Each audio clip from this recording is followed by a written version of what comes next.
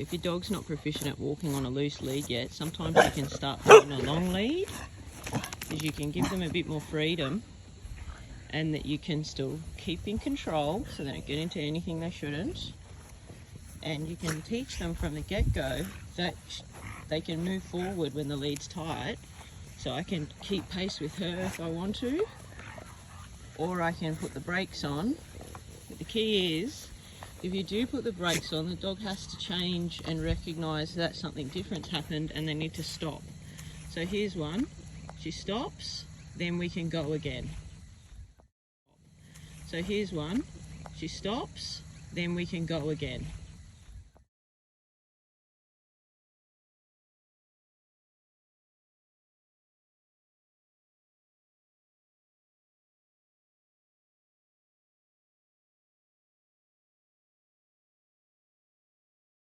It's as simple as that. If you always make sure you're either moving at the pace of the dog and you walk with the dog and move your feet so the dog still has freedom to move on a loose lead, then when you change direction, like you'll find pop, pop, pop, pop, you can call your dog back to you, good girl, and they'll follow you. So they learn to follow you instead of getting pulled along or pulling you by the lead.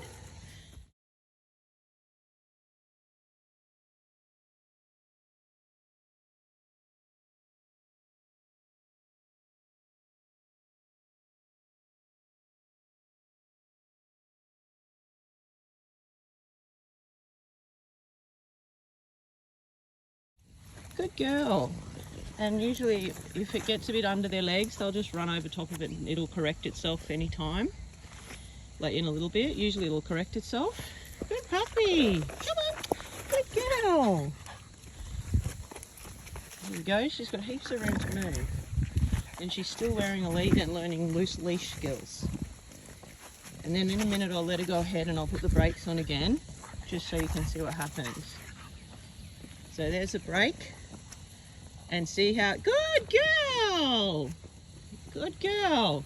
As long as the dog stops when you touch the lead, you can loosen it off straight away again, as long as they're stationary. They just need to understand then not to push forward on a tight lead. So if you teach any dog this, it's really easy to walk your dog. You just progressively get shorter with the lead. And when I move away, I'll just call or she'll follow me. Pop, pop, pop, pop, pop. Come on, good girl, very good. And you could feed reward there or just give her a pat. And now you're teaching the dog to follow your body, regardless of if you've got a lead on or not. Come on, puppy. Good girl. And I'm not even carrying any food right now.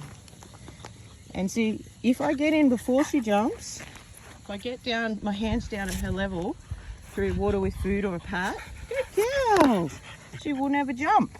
And then you won't have to fix a jumping problem. Good girl, Isla. You tell her off, Isla. If she's rough, you can tell her off. She's actually really good usually. This puppy's quite gentle and respectful. And I don't want her to go around the back. I think she needs to poop. But see, I just put the brake on and she's got to work it out. As soon as she turned the other way, I just loosened the lead a touch so the pressure came off. Here again, I don't want her to go around the back of that because I've got a lead on it, would be a pain in the butt. So every time she takes another step, I just pull the lead a touch and then quickly release it so the pressure is off where I want it to be. It's really simple once you get the hang of it, but there's no point pulling on the lead if it's doing nothing. The dog keeps pushing through and its legs keep moving, you haven't finished the job with the lead. And then the pressure's got to come off straight away. And I just filmed the dog taking a dump, so hopefully that's a benefit to someone as well. Good girl! Normally, if I wasn't talking, I would have said toilet and then rewarded her for toileting on the lead. But I missed it because I'm talking, so who cares? Anyway, over and out. Girl.